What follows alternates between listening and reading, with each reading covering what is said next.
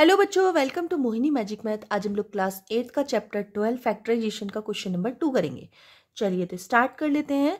Factorise the following expressions. तो इनको बस आपको फैक्टर्स करने हैं। फैक्टर्स का मतलब होता है किसी भी इक्वेशन को तोड़ना, जब तक वो लास्ट तक तोड़ते हैं, जब तक उसके बाद वो ब्रेक हो ही ना, उसके फैक्टर्स ना हो जब तक हम ब्रेक करते रहते हैं। ठीक है, तो अभी तो ये सिंपल क्वेश्चन है। चलो तो पहले इनको कर लेते हैं हम लोग। तो सबसे पहले दे रखा है आपका 7x माइनस 14। ठीक है, तो 7x माइनस 42। ठीक है, अब आप एक चीज नोटिस करोगे, यहाँ 7 है और यहाँ 42 है। दोनों में 7 अगर मैं कॉमन ले लेती हूँ, 7 को अगर मैं बाहर निकाल लेती हूँ, ठीक है, तो 7 से इसको डिवाइड करेंगे तो 1 आएगा, मतलब 7 इसका बाहर चला जाएगा। माइनस 7 से 42 को भी डिवाइड कर दो, तो 7 से 42 को डिवाइड करेंगे तो कितना आ जाएगा, 7 6 जा 42। ठीक है, ये हो गया, इसको बोलते हैं कॉमन लेना। ठीक है, तो ये हो गया, बस यही आपका क्या होगा, फैक्टर्स। ये हो गया आपका आंसर, इतना इजी है। सेकंड कर लेते हैं, 6p माइनस 12q। तो इसमें भी हम लोग क्या करेंगे, 6p माइनस 12q।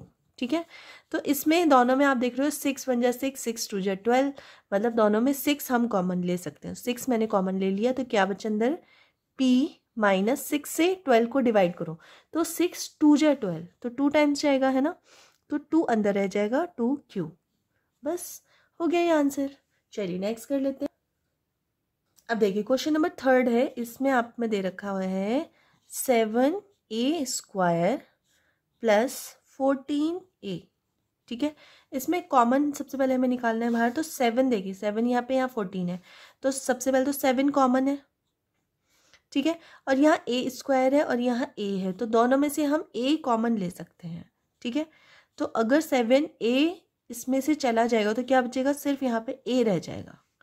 ठीक है, और यहाँ पे 7 से 14 को डिवाइड करो तो सबसे पहले 2 बचेगा, और a तो हमने बाहर ही निकाल लिया इसका, तो ये हो गया आपका आंसर।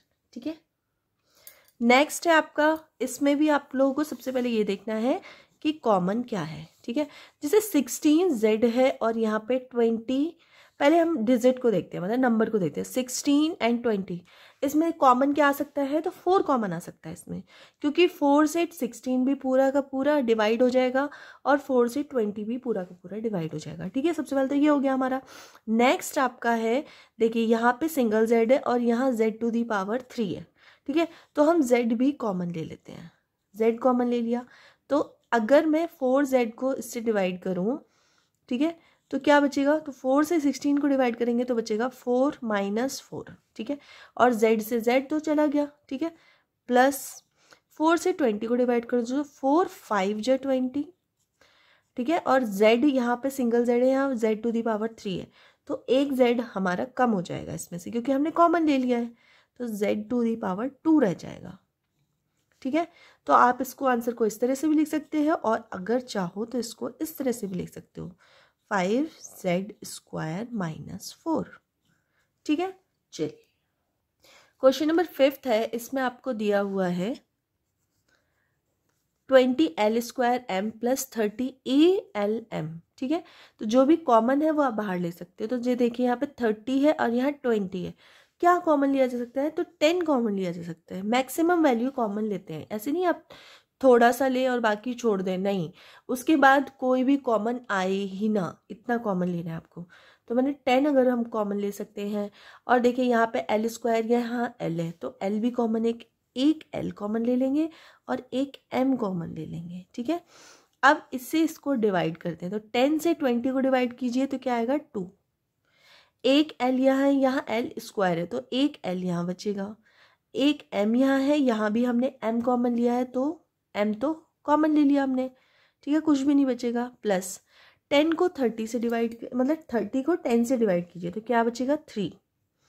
ठीक है, a हमने कॉमन नहीं लिया है, तो a तो हम रखेंगे, l और m हमने कॉमन ले लिया, तो l और m हमारा बाहर निकल गया, तो आपका आंसर आया ये। ठीक है, नेक्स्ट कर लेते हैं। देखिए 6 नंबर है, 5x² माइनस 15xy²। इसमें भी कॉमन देखो, सबसे पहले क्या है, तो 5 से हम कॉमन ले सकते हैं 5 सबसे पहले, क्योंकि 5 से ये भी कट जाएगा और 5 3 जा 15 ये भी कट जाएगा, ठीक है। एक्स स्क्वायर है, यहाँ पे एक्स है, तो हम सिर्फ एक्स कॉमन लेंगे, तो जो की चीज़ दोनों में होनी चाहिए ना वही हम कॉमन लेते हैं। यहाँ वाई सिंगल है या वाई स्क्वायर है, तो एक वाई भी कॉमन ले लेते हैं। तो अगर हम इसको डिवाइड करें 5 1 जा 5 तो 1 आ जाएगा, डिजिट तो कोई नहीं रहेगी। एक्स यहाँ लिया या एक्स स्क्वायर, तो सिंगल एक्स यहाँ बचेगा, वाई से वाई कैंसिल हो जाएगा, ठीक है।